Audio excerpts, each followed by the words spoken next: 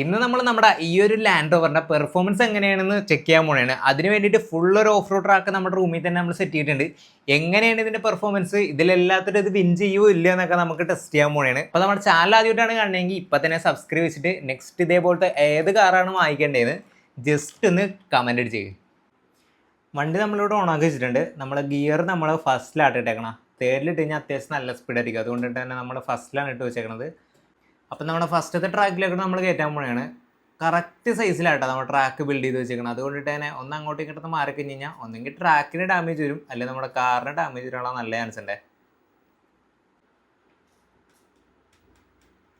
ഫസ്റ്റത്തെ ട്രാക്ക് കൂളായിട്ട് കംപ്ലീറ്റ് ആയിട്ടുണ്ട്. എൻ്റെ മോനെ ആ ട്രാക്ക് ബാക്കിലായിട്ട് പോണ പോക്കി വണ്ടി നല്ല പിടിച്ചെടുത്ത് ബാക്കിലായിട്ട് വിടുന്നുണ്ട്. വണ്ടിയുടെ ബാക്കിൽ തന്നെ എവിടെയോ ട്രാക്ക് ഉടക്കിയിട്ടുണ്ട്. പക്ഷെ ഉടക്കിയിട്ടുണ്ടെങ്കിൽ നമ്മുടെ ഈ കല്ലിലായിട്ട് വണ്ടി കൂളായിട്ടാട്ടോ ഓടിക്ക് കയറിയേക്കണം.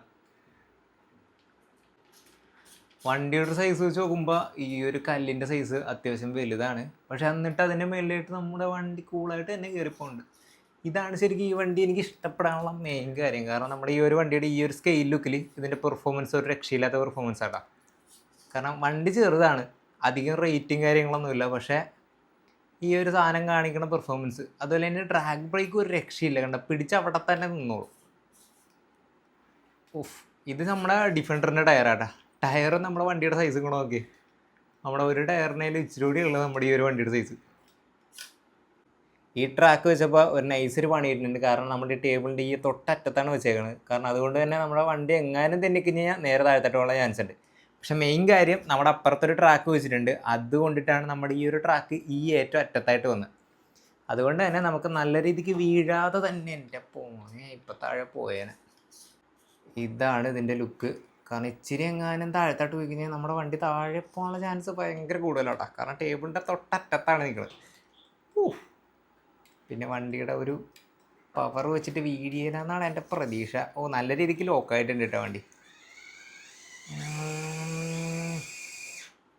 പിടിച്ച് നിന്നിട്ടാ. കാരണം നമ്മുടെ ആ ഗ്യാപ്പിലായിട്ട് 4 ടയർ ഇറങ്ങിയും പോയി. കയറി. പിന്നെ കൂളായിട്ട് എവിടെ തടയാനും കയറിപ്പോണ്ട് ഈ വണ്ടി. ഇതിൻ്റെ സസ്പെൻഷൻ ഒരു രക്ഷയില്ല. കാരണം വണ്ടിയുടെ സൈസിനേലും അത്യാവശ്യം നല്ല പെർഫോമൻസിൽ കിട്ടുന്ന രീതിക്കാണ് ഇതിൻ്റെ സസ്പെൻഷൻ സെറ്റ് ചെയ്ത് വെച്ചേക്കുന്നത്. അതുകൊണ്ട് തന്നെ ഇത്രയും ഹൈറ്റുള്ള ടയറിൻ്റെ മേളിൽ കയറിയിട്ട് വരെ അതിൻ്റെ സസ്പെൻഷൻ വെച്ചിട്ട് അതിന് പിടിച്ചിരിക്കാൻ പറ്റിയിട്ടുണ്ട്.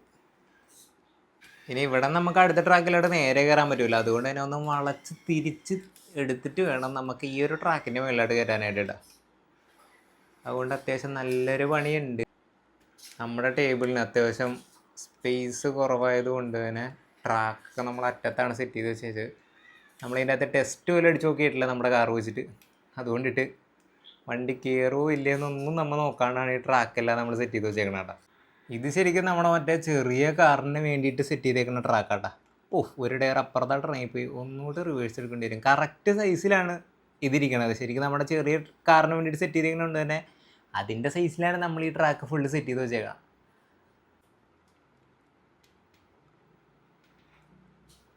അതുകൊണ്ട് തന്നെ നോക്കി ഓടിച്ചില്ലെങ്കിൽ നമ്മുടെ ട്രാക്ക് പൊളിയാനുള്ള നല്ല ചാൻസ് ഉണ്ട്. ഇവിടെ നമുക്ക് റിവേഴ്സ് എടുക്കണം. കാരണം നമുക്ക് അവിടെയായിട്ട് തിരിക്കാനുള്ള ഗ്യാപ്പില്ല.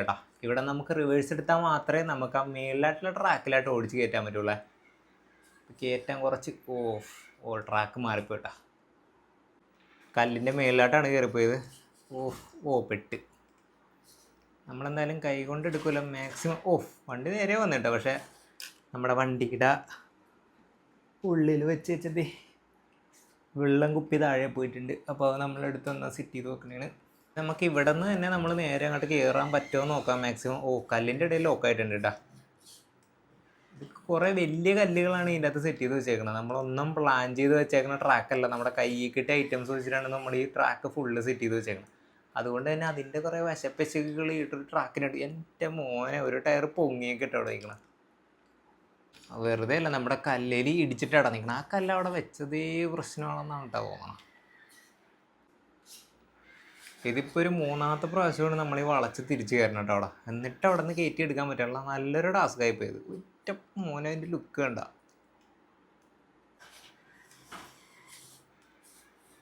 ശരിക്കും നമ്മുടെ വണ്ടി ഒരു ടയർ പൊങ്ങി നിന്നിട്ടൊക്കെ കേട്ടോ ഓടണം. എൻ്റെ മോനെ അപ്പുറത്തായിട്ട് തന്നെയും പോകും. കറക്റ്റ് സൈസിലാണ് നമ്മുടെ വുഡ് വെച്ചേക്കണത്. പിന്നെ ഈ ഹൈറ്റിൽ നിന്ന് കയറുകയെന്ന് മാത്രമേ എനിക്ക് പേടിയുണ്ടായിരുന്നുള്ളൂ. കാരണം വുഡിൽ കൂടി നമ്മുടെ വണ്ടി ഈസി ആയിട്ട് ഓടിപ്പോകാനുള്ള ചാൻസ് ഉണ്ട്. കാരണം അതിനേലും ഹൈറ്റ് നമ്മുടെ ഈ ഒരു വണ്ടി വെച്ചിട്ട് നമ്മൾ ഓടിച്ചിട്ടുണ്ട്.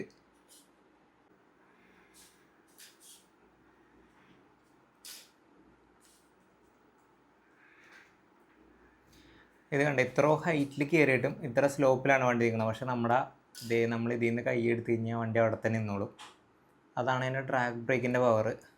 അത്യാവശ്യം നല്ല പവറുണ്ട് അതിന്. കാരണം നല്ല രീതിക്കുള്ള കയറ്റത്തിൽ വരെ നമ്മൾ ഈ ഒരു വണ്ടി ഹൈറ്റിൽ കയറ്റിയിട്ട് വരെ അതവിടെ തന്നെ നിന്നിട്ടുണ്ട്, അനങ്ങാണ്ട് നിന്നിട്ടുണ്ട്. ശരിക്കും പറഞ്ഞാൽ ഈ ഒരു പ്രൈസിലും ഈ ഒരു സ്കെയിൽ ലുക്കിലും ഇതിൻ്റെ പെർഫോമൻസ് ഒരു രക്ഷയില്ലാത്ത പെർഫോമൻസാണ് ഇതിന് കൊടുത്തേക്കുന്നത്. അതുപോലെ തന്നെ ഓപ്ഷൻസും അത്യാവശ്യം കുറേ ഓപ്ഷൻസാണ് ഇതിൻ്റെ അകത്ത് കൊടുത്തേക്കുന്നത്. കണ്ട റിമോട്ട് കണ്ട, ഇതിൻ്റെ അകത്ത് കുറേ ഐറ്റംസ്. ലൈറ്റൊക്കെ നമുക്ക് 2-3 ടൈപ്പായിട്ട് സെറ്റ് ചെയ്യാൻ പറ്റും. അതുപോലെ തന്നെ ഓഫ് റോഡ് കിറ്റ് കാര്യങ്ങളെല്ലാം അതിൽ തന്നെ കൊടുത്തിട്ടുണ്ട്.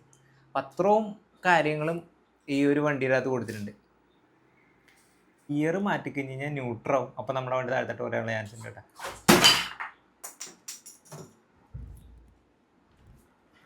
നമ്മുടെ വണ്ടി നല്ല രീതിക്കൊന്ന് താഴത്തോട്ട് പോകുന്നു. അപ്പം ഇതാണ് ഇതിൻ്റെ ന്യൂട്രൽ. ഇതിൻ്റെ സ്പീഡ് കയറ്റിക്കഴിഞ്ഞ് കഴിഞ്ഞാൽ നമ്മളിത് 3rd ഗിയറിലായിട്ടേക്കണത്. 3rd ഗിയറിൽ നല്ല സ്പീഡുള്ളൊരു ഗിയറാട്ടാ. പക്ഷേ അതിൻ്റെ ഡ്രാഗ് ബ്രേക്ക് അത്രക്ക് ഇതായിട്ട് എനിക്ക് കിട്ടുമോ എന്ന് ചോദിച്ചു കഴിഞ്ഞാൽ നമ്മളിങ്ങനെ വിട്ട് കഴിഞ്ഞ് കഴിഞ്ഞാൽ അവിടെ കുഴപ്പമില്ലാണ്ട് നിൽപ്പുണ്ട്. പക്ഷേ ഇറങ്ങിയും പോകുന്നുണ്ട്. ഇറങ്ങിപ്പോരാനുള്ള ചാൻസ് ഭയങ്കര കൂടുതലാണ്. അപ്പം നമ്മളത് ഫസ്റ്റിലേക്ക് ഇട്ട് കഴിഞ്ഞ് കഴിഞ്ഞാൽ നല്ല കൂളായിട്ട് നമ്മുടെ വണ്ടി ഇങ്ങനെ പിടിച്ച് ഇങ്ങനെ കയറ്റാൻ പറ്റും. ക്രോളിങ് ചെയ്യുന്ന സമയത്ത് ഫസ്റ്റിലിട്ടിട്ട് കയറ്റാനാണ് ഏറ്റവും ബെറ്റർ. അപ്പോൾ നമ്മുടെ വണ്ടി നല്ല കൂളായിട്ട് നമ്മുടെ ചലഞ്ച് വിൻ ചെയ്തിട്ടുണ്ട്. Of set.